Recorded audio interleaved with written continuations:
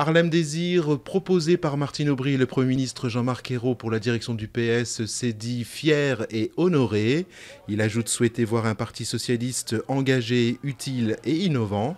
Ce choix devra toutefois être entériné par les militants socialistes les 11 et 18 octobre, avant le congrès de Toulouse. 4 Américains, dont l'ambassadeur en Libye Chris Stevens, tués dans une attaque contre le consulat à Benghazi. L'agression a été menée par des manifestants protestant contre un film jugé insultant pour l'islam. L'attaque a été vivement condamnée par le président américain Barack Obama. Au moins 310 morts dans 2 gros incendies au Pakistan. Le premier a touché une usine de sandales et de semelles plastiques de Lahore. Le second a ravagé une usine textile à Karachi dans le sud du pays. Les autorités annoncent l'ouverture d'une enquête.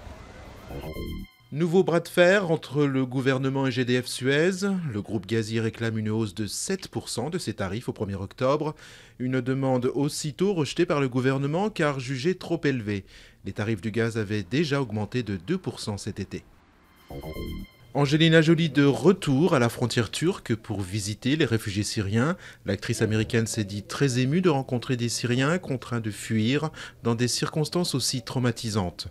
L'ambassadrice de bonne volonté du Haut-Commissariat de l'ONU devrait ensuite se rendre à Ankara pour des entretiens avec des responsables turcs.